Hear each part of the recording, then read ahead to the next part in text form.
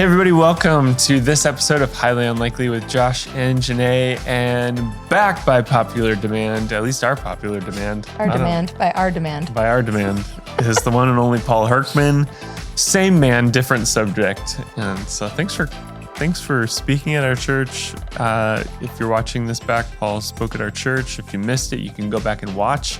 It was a great message. Such a great message. And thanks for jumping on the podcast again. Appreciate it. Glad to be here. And I appreciate your shout out in the middle of service. I found out that was you. So thank you. That was excellent. It boosted my morale and probably added 5 minutes to the message because I just felt so good. Like, great. Did you know that it was me? I knew it was you coming in from the back. So good. Yeah. Mm-hmm. Yeah, that's great. You want to grab a question? Yes, I do. Ooh, this might be easy, but who is the most important person in your life right now? Okay, you can't say your spouse. And you can't say Jesus. All right. Oh, wow. Rules. I mean, that's the Sunday school answer. Well, or could we just say that the most important person is, I would say you. Okay, well. Is that what you would say? Yeah, but. Because you should or because it's true? No, I feel like that's a given. Is it a given or is it true? It's true. What is happening? By the way, you're marriage counseling us. I don't know if you knew. Wonderful, surprise. Yeah. No, we. Well, that's why I said we shouldn't do it, Yes, because I knew yes, we'd both yes, say yes. that. Should we do the next one? Because we all love our spouses more than Or anyone. our kids. Probably not our kids either. I'm just eliminating all the easy This answers. one's getting complicated. Okay. I'm just going to go to the next one. All right. What would you have said without all the stipulations?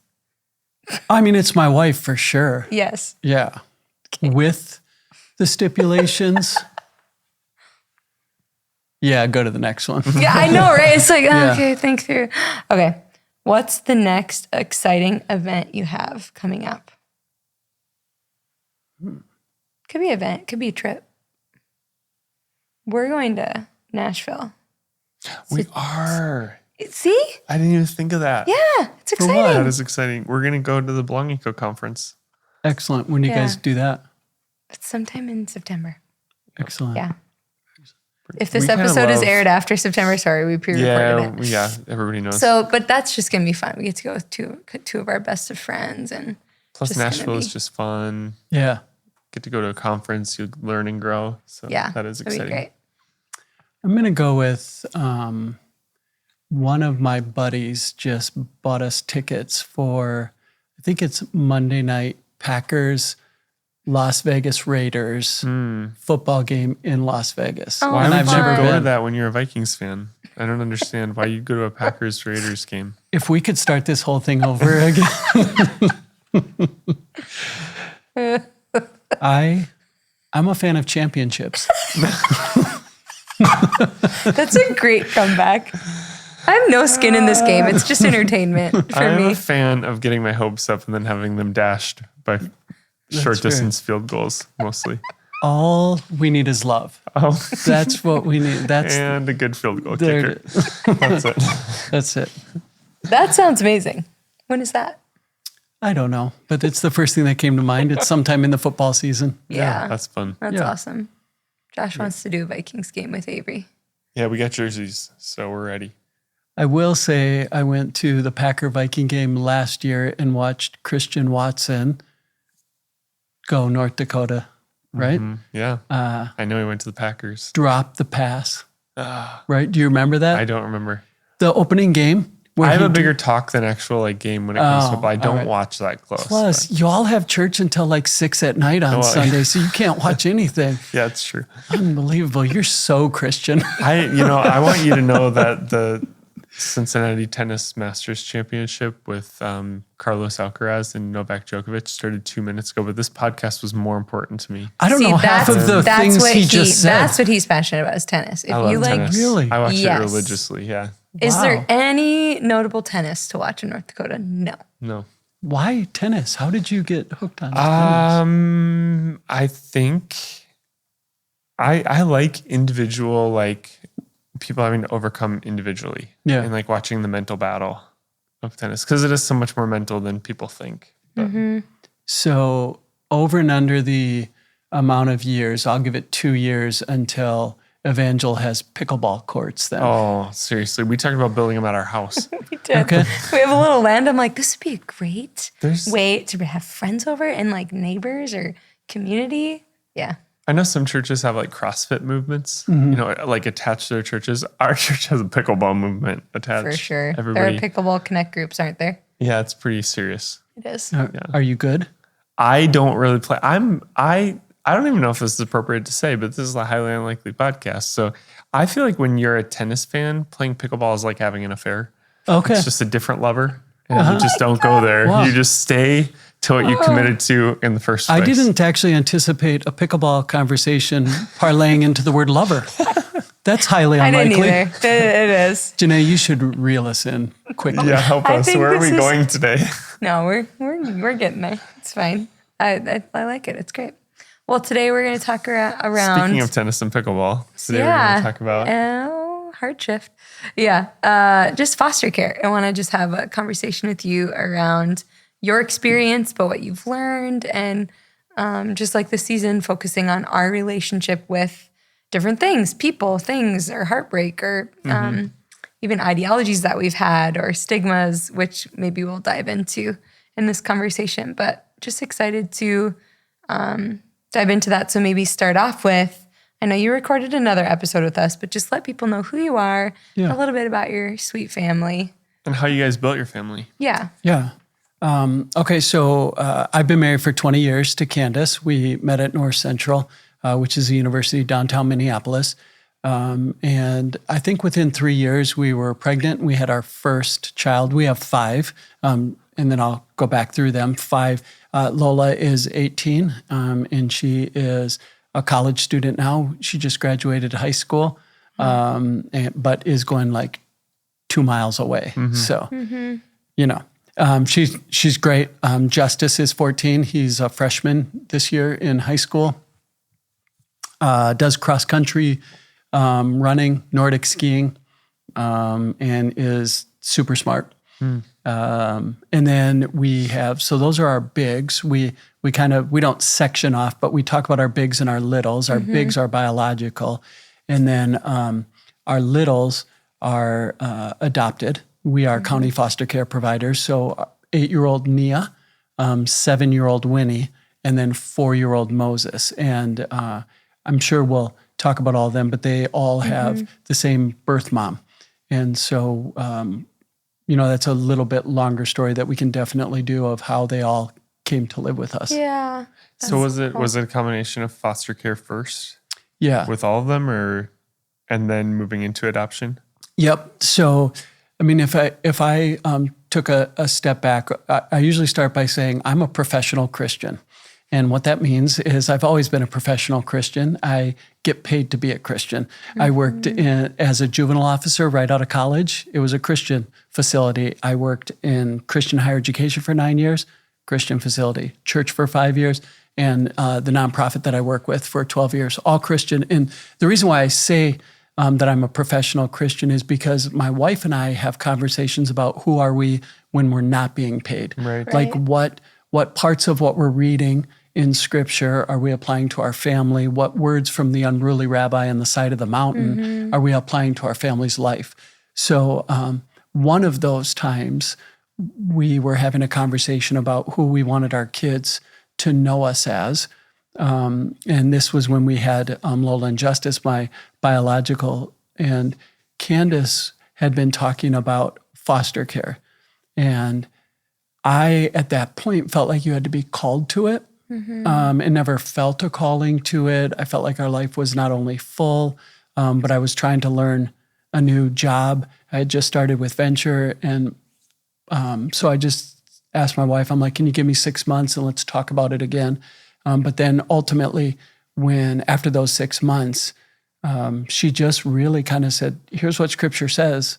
Can we at least take a class? And so my first step to taking classes in foster care was because there was an incredible need in our community, and because I just wanted to practice what Scripture said.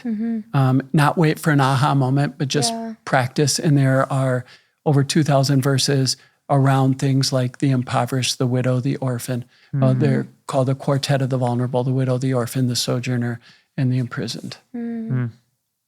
So that's a little bit of the matrix of what the family looks like. Yeah. So what moved you? Was it the class or?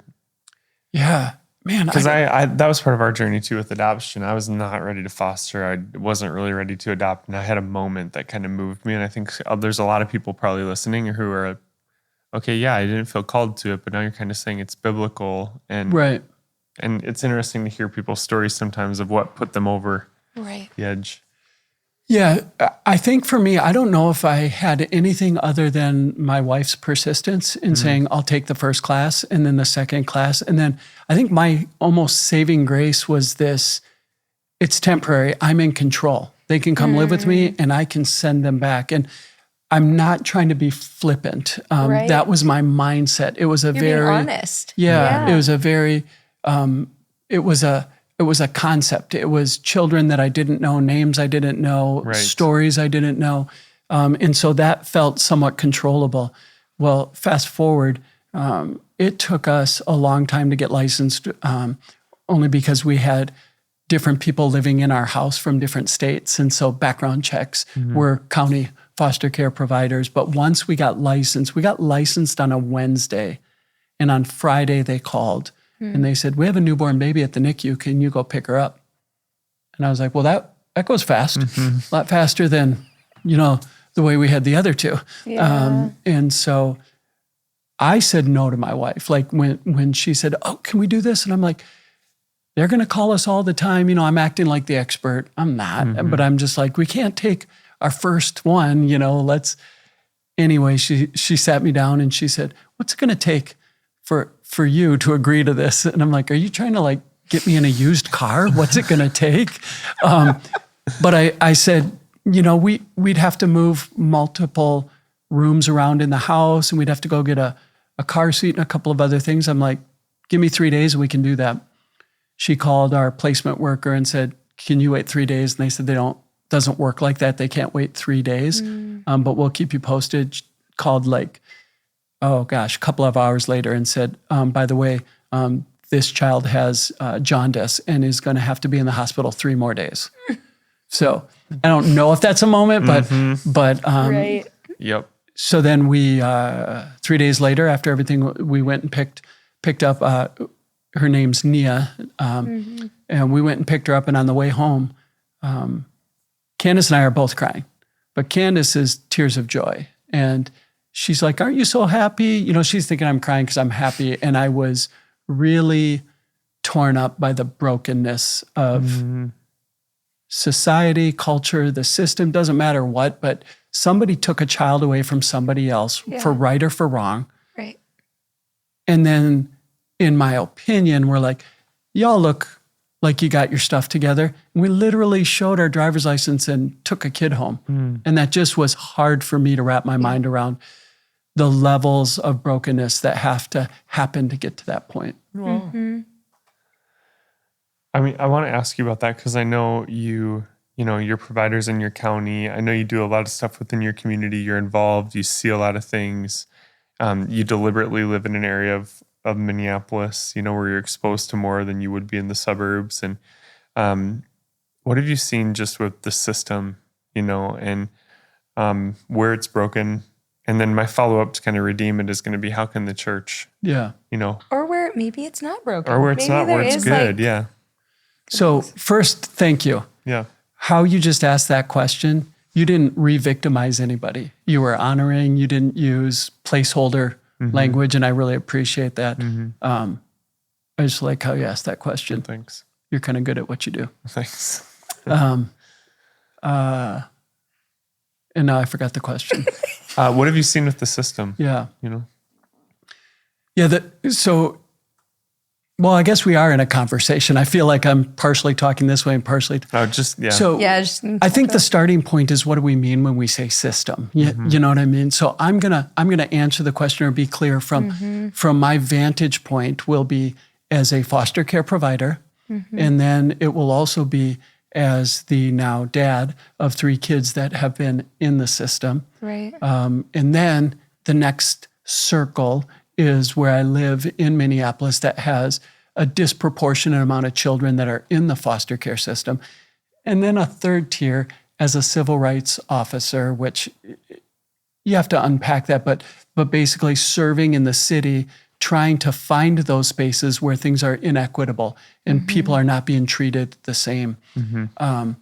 So the thing that I know from my family, so we'll start closest, is I have white children and black children. And I have white girls and black girls, and I have white boy and a black boy.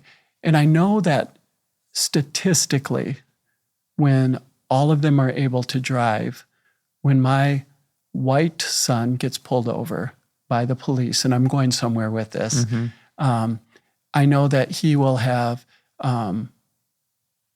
a 13 times less chance of going to jail than if my black child, specifically black son, gets pulled over. There's a 13 times greater chance.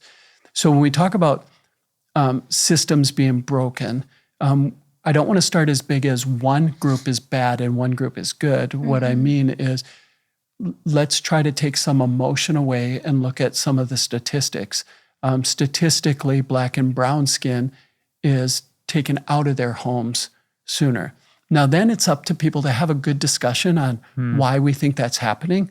But when you say, hey, systemically, or the system, what's broken, let's just say disproportionate numbers. And then we can decide what is the cause of those disproportionate numbers. And that's in a vacuum. Is it happening right now? Is it the training of one group of people, or is it the lack of resources with another group? I think that race has been called America's original sin. I don't like using buzz phrases. What I will say is it's the most complicated conversation, and so people remove themselves from the conversation before we reach understanding. And that is included in how race affects foster care, and how race affects politics, and how race affects our criminal justice system and our education system. So I probably broadened that out, so I'll let you rein it back in as you see fit. Yeah, I have so many questions. Yeah, I think I'm just thinking through the lens of somebody who's listening, and there's all sorts of trigger words in there. If people have been watching news or following politics, it's very easy to like disengage or immediately take an opinion on like who somebody is and what they're trying to represent. Right. And I know one of the things that I've often heard is, because you even bring up the statistics, with driving, and I know you can go beyond that, the statistics of harm or, more, but I think a lot of times the quick like get out of jail free card is, well, isn't the statistic higher because they commit more crimes, right? And isn't that why there's a systemic problem, and isn't that justified? And I don't know, can you speak to that? Because I think there's a lot of people that maybe that's immediately what comes into their mind. Well, of course it's higher, it matches, Yeah, and there is a disproportionate higher level of crime and conviction happening in our black and brown communities.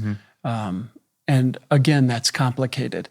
I choose to go back and look at why and how laws were created originally and what were they for. And if we are honest about that, take an honest look at specifically as it relates to how laws impact our brothers and sisters with black and brown skin. Many of the laws initially were created around concepts of subjugation and around perpetuating economic systems that advantaged one group over another and disadvantaged. And I say it broadly like that because as Christ followers, we're supposed to pay attention when groups are disproportionately advantaged or disadvantaged. Right. I try, even though this is a conversational podcast, there are things I wouldn't even say on a conversational podcast because there are people listening that I don't get to read their body language and I don't get to hear their story. It's almost a little bit unfair. They're hearing my story and my perspective. Right. And I could say something about law enforcement or sports or something that has deep meaning. And so I don't want to do that Right. because I think it would be too easy to go, oh, you mean the long-haired guest that you had with black kids who lives in North Minneapolis has a problem with law enforcement? And that honestly couldn't be further from the truth.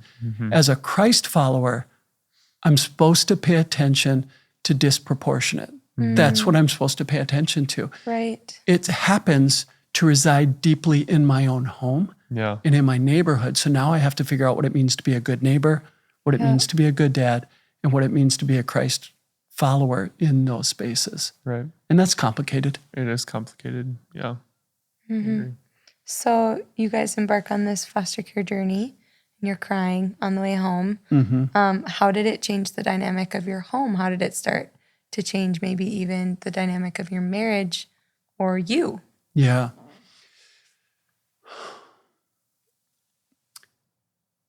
I'll start with my kids.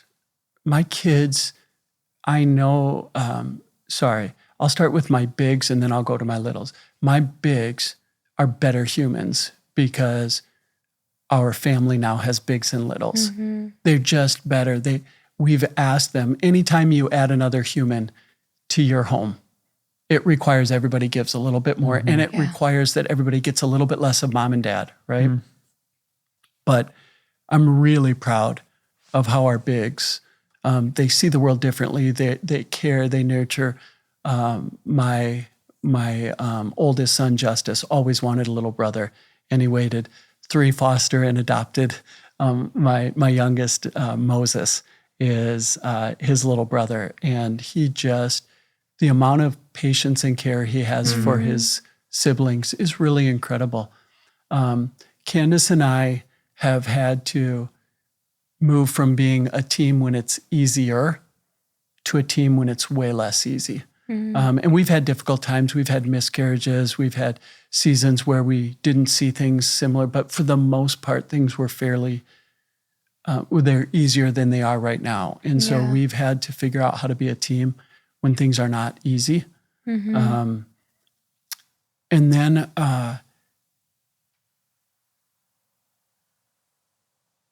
and we've had to change to respond to the unique needs of our family. Yeah. It changes a lot of things. It really does change the books you read. And what I mean by that is we realize, so I haven't said it yet, but probably people can infer my littles are black. We never paid attention to, do the books that we bring in, do they have black children? Do they have black representation? And then Barbie dolls, and then, movies, and then art on the wall, all of those things you pay attention to. It doesn't mean everybody has to draw the conclusion that they have to change, but we had to pay attention to it. Yeah. And that's been as rewarding as anything. I've loved maybe not being forced, but having the opportunity to be more intentional in that area has been very rewarding. So you guys set out solely to foster, Yes. correct? Yes. So when did it Yes. shift from we're fostering to, this might be like our future child? I don't know how it is for the two of you, but my wife's always ahead in this journey. And I really, sometimes we say these things flippantly, but she is more spiritually sensitive and in tune for our house. That is not a gender assignment. It is that she's a better human than I am and a better Christ follower. And I mean that. So I think she had an open heart and a readiness very early on. And we knew as soon as Nia came to live with us that there was that possibility. And so we met and still know birth mom, still interact with birth mom. We're still champions for birth mom. Right. But early on, once they started talking about a TPR, which is termination of parental rights, the thought was, well, maybe there are other family members or kin that would be available. And when there wasn't, after, I'm going to say, a year of fostering, we're like, well, we're not going to, if it's not family or kin, she's not leaving our house because we're already kin, you know? And so I would say probably at about the year mark for Nia, and then Winnie, my youngest daughter, we were pretty sure when she came, and we were very open to adopting because the conversation was, if we adopt Winnie, then we have 2 Black children and 2 white children, and there's a greater chance for healthier identity development. Having your biological sister there, somebody that looks like you, that balances out our siblings, and so and then Moses was the hardest for me. I felt like we were at maximum capacity with 4, and Candace just very strongly, and there were clear moments where it seemed like God was directing my wife, and we had a conversation, and I said, I'm frustrated. Why is God clearly talking to you and not to me? And we are at capacity, you know, but it's there where Scripture is true. Like, He is sufficient in our insufficiency. Yeah. And that's kind of what I was alluding to when I talked about having to be a team when things aren't easy, was that. And so to the absolute best of my knowledge, we are done. We are at capacity. I will, when my son Moses graduates from high school, I'll be the creepy white 63-year-old. And that's not a good look for anybody. Not making fun of any 63-year-olds. I'm just saying that when you're the guy's dad and he's graduating high school. So there it is. Yep. We have a legendary couple in our church who are they in their 70s? And they, their daughter, just graduated high school, who they fostered, then adopted. But they still are taking. Are they? Did I think speak they're correctly? in their 70s. I should we're going to say they're in their 50s, just to be on the good side. Yeah. That's fair. But they That's still will awesome. take babies from the NICU, and then, but take them from the NICU, and they're on oxygen and different things, taking them to their appointments. Wow. And they're amazing. They're Okay, legends. if I could had any spare time in my life, what I would do is volunteer to just hold babies in the NICU. Yes. When Lily, our daughter, was in the NICU for a week in Sioux Falls, there was one night that I said, Josh, there was an older man. He had the apron. They have to put these aprons on when they're serving. And he did. Across the hall, he just rocked the baby all night. And I just sat there and just cried. I think I sent him a video. I was like, I'm undone by this. Yeah. Just so. Yeah. Sorry, that was a tangent, but made me think of them. So what shifted in you from hearing that Nia might be coming into your home and kind of being not yet, to having 3 children that you adopted? I mean, how did you just see your own heart change, or was it just step by step you said yes and with fear and trembling? It might be closer to the second one. Yeah. I mean, by the time we adopted Nia, she felt like my daughter. I had a fairly existential crisis right before we were going to adopt her. I've always been very pro, whether you call it transracial or mixed families, been very pro. And at the last minute, I'm like, but is this the best? Is taking a child out of their primary cultural context the best? And I didn't come to peace with that question. What I basically came to peace with was we were the best option for Nia. Now that we've adopted, she's my daughter. I don't have any second guessing around that. Those are my kids. Yes. If I had a second career, I actually may spend time as a career to not fight, but try to transform the foster care system so that we're not taking Black and brown skin so disproportionately. And I keep saying Black and brown skin because our Black brothers, sons and daughters, and then our Native sons and daughters are some of the highest rates. And interesting that those were also the people groups that were the most highly oppressed and the victims of a lot of our laws, right? And so, again, without raising some flag and trying to make everybody mad. We just have to pay attention that there are consequences. We know this as individuals. There's going to be a consequence if you go out and gamble away all of Jenaye's coffee money, right? That there's going to be a consequence. Culturally, or as a society, we're dealing with some of those consequences. Yeah. We drill down and we try to fight about an individual person, whether they did something right or wrong. But in Scripture, when we talk about mishpat, which is justice, it's the invitation to see systems that were broken.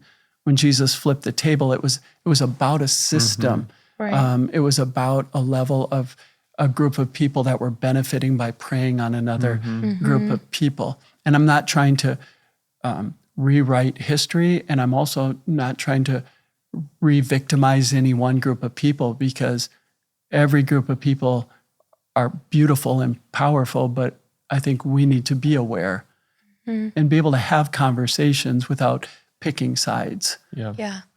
You've mentioned re-victimization a couple of times. Why don't you just define that for us and talk about it a little bit? Yeah. I should think of a more artful way to talk about it, but both in the work that we do with Venture, where we work with marginalized communities, people have been trafficked, refugees, and then it parlays sometimes, and we can do it in foster care, or we can do it when we work with homeless populations, that we first, I'll say, I can center myself in the story. And that person's in a bad situation and I'm going to go help. And what we do is we end up kind of litigating their situation without regard for their dignity, their safety. And we talk about it like it's all bad. And so the only remedy for me is we have to remember that everybody has the imago Dei, the image of God. And how do we talk about the image of God? And Jesus is a great example, because Jesus was fully God, is fully God, but came to earth and chose to be in a system where he was a victim of, human hatred, right? But we find ways to talk about it, one, because he resurrected and is the source of our hope and salvation. But so I try to, with my kids, with my neighbors, with the people that we serve in Nepal, is making sure the language we use doesn't A, center us as heroes, or B, re-victimize people and take away their imago Dei, the dignity and the strength that they have to overcome what's going on. Yeah. So good. That's great. What is the church's role? I mean, just for people listening, what is the church's role? How can the church be light in darkness, in this situation? I know just leading a church, and it's easy to say, I'm going to pray, or maybe I'll give something, but what would it mean to take on the full mantle, Jesus teaching on the topic? Well, I'm thrilled that there seems to be a lot of momentum in pockets of churches around foster care.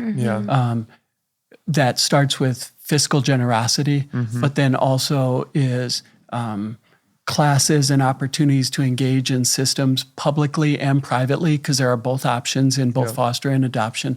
But the other thing that I'm seeing that's really beautiful is pastors that are stepping in and being a part of foster and adoptive solutions, because I think that's where we're seeing the momentum really happen. There's always been really great organizations, but there's an increase of involvement in those organizations because pastors and teams are creating space to talk about it from the stage, to model it from their own life. So I think that in and of itself is incredible.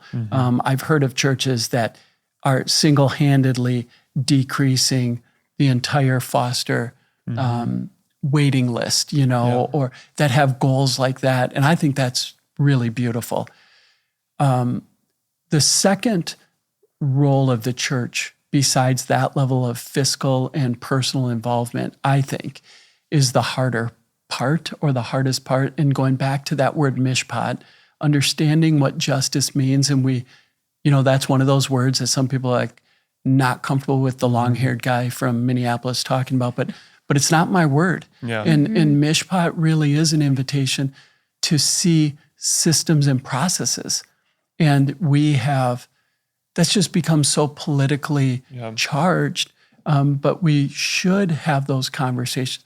They might not need to happen from the stage or even from a podcast. It might be in your small group or with your spouse, but really, if we can disentangle ourselves from one group always being right, we'll have a better chance of seeing where Scripture's illuminating where humans are wrong. Not a group, humans. Yeah. Humans at their core. The Bible Project has a great video on justice and about how God was there to help liberate the Israelites through Moses. And as soon as they got power, they oppressed another group of people. Yeah.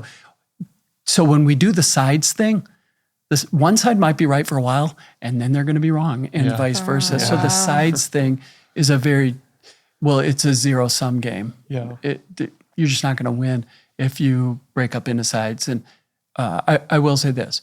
I don't have a problem with people who politically align with one party or the. That's not what I'm saying at all. You got to figure that out. You got to figure out how you're going to vote if you're going to vote. That's not what I'm saying. But when our politics limit us from a comprehensive conversation and keep our eyes from seeing the very things that the Holy Spirit wants to illuminate. Yeah. Not what I want to illuminate for somebody else, not what Pastor Josh and Pastor Jenaye, but what the Spirit wants to illuminate. That's where it gets a little bit sketchy. Yeah, I feel like if you can't hurt with people that are hurting, and that becomes political and you can't see through that, or you demonize groups of people and you fail to see the imago Dei in them, that's always for me when you have to go back to your heart and just say, like, who am I serving here? And what is this actually all about? And what is my end goal? Because I think at the very least, like, our hearts should be grieved for people that are grieving or people that are hurting or people that are in pain, and not oppressing one another in the midst of that, So I think that for us has opened up our willingness. For sure, for me, Jenaye is like way more, like in all those things you mentioned, like with Candace, Jenaye is so much that way. She's so led by how God sees people, and how he calls us to be a part of that, But for me, it's like, there's fear or there's like all these stigmas and things that you have to try to dig through, but I've just kind of come down to like, no, people are in pain. Jesus has called us to them, like I have a part with them no matter how you split it, Right. And we just we all watch the news too much. So Yeah. It's such an idol in the church. It's such an idol. There's so many other Can I idols give you too. so I have an idea. It's $1 million idea. I just don't have any energy. I want to make a t-shirt company. 5 kids. And my first t-shirt would just say, more love, less news. Wouldn't you wear that shirt? I would. I would wear that shirt. It's just that we have a team who just got back from Israel, and one of the things I loved about like Eastern thinking was that not everything is so black and white. Right. Not everything is so cut and dry. There's not one wrong group and one right group. It is like issues are complicated, systems are complicated, people are complicated. We are where we are because it's complicated. And Isn't that what your guide said? He said, your Western thinking is so you're right or you're wrong. Right. And that's it. And because he just was, right? Wasn't that the experience? yeah, and he was trying to teach us like to disagree and to discuss and to talk about all the different angles. And even if you don't know for sure, to still have faith in the midst of that. Yeah, because the problem when you think you're right is then somebody else has to be wrong. And there are things that I do believe are intrinsic truths, but far less maybe than we think. But if I think so many of the things that I think are right, and it doesn't mean, how do we create space for, I think this is right, but that doesn't necessarily mean you're wrong, which can scare people. But here's a couple of classic examples.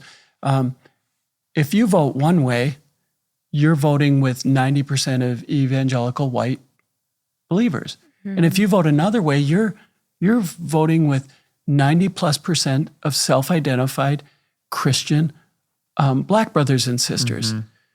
If one is right and one is wrong, well, you've just really put a dagger in any kind of conversation with the very people that we need to be in conversation with. And what I mean by we, people that think differently than us. Not because of their skin color. I'm saying that's just the data. The data is about skin color. But what we can all agree on is 90% of white people aren't misled and 90% of Black people aren't misled. Right. So let's find the places where we can collaborate. And, we're talking about foster care.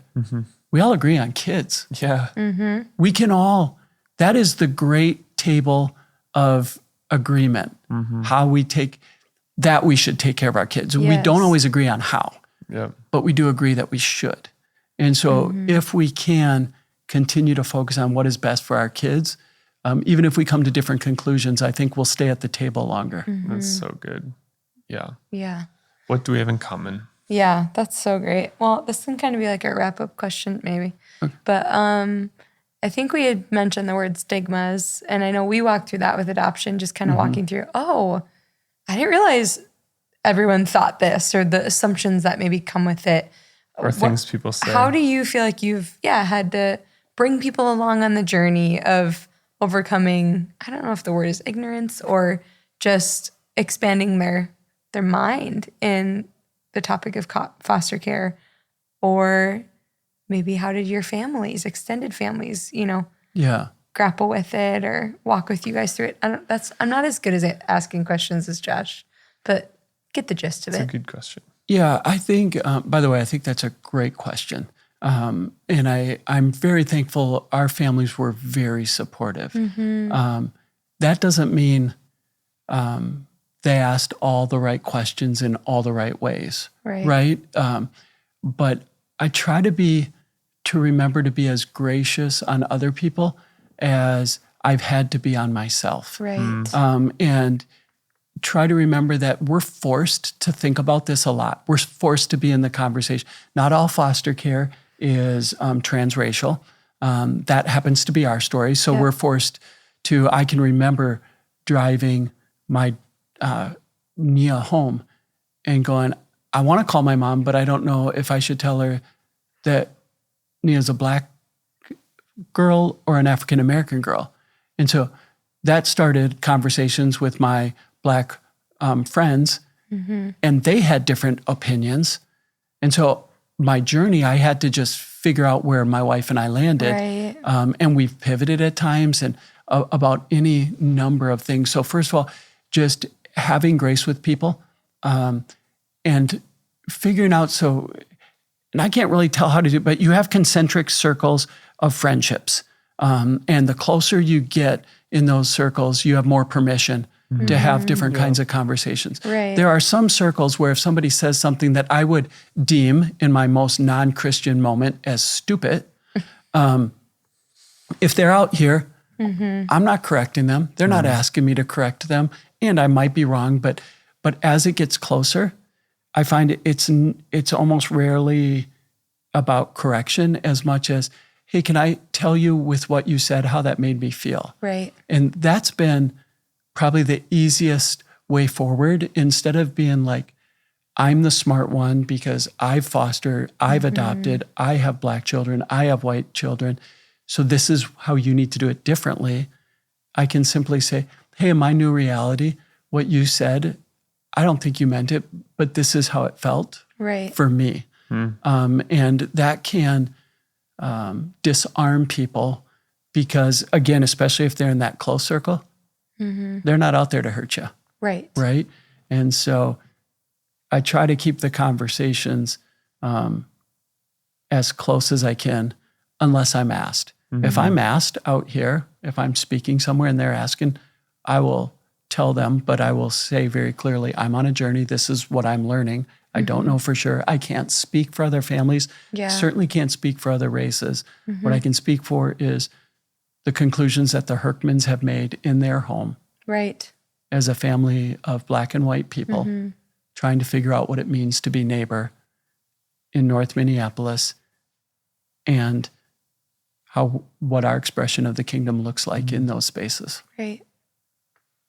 Oh, that's great. I think everything you described is a skill on some level. Like, and I think maybe there's people who are afraid of having those conversations or of accepting somebody else having a different opinion and not ending up having to be enemies simply because we often lack the skill of good and gracious communication. Yeah. And even in our marriages, to be able to navigate hard conversations with a skill of grace and saying it the right way, not just blurting out what you think, And so I just want that to be an encouragement to people of lean into the uncomfortable conversations and learn the skill of being gracious and navigating those conversations, whether it's with your spouse or in your family or in your community or somebody who's very different from you. I was watching a reel on like Instagram or something, and it was a presidential candidate right now talking to somebody with a very different viewpoint. And the way that they talked to each other was unlike what you see today.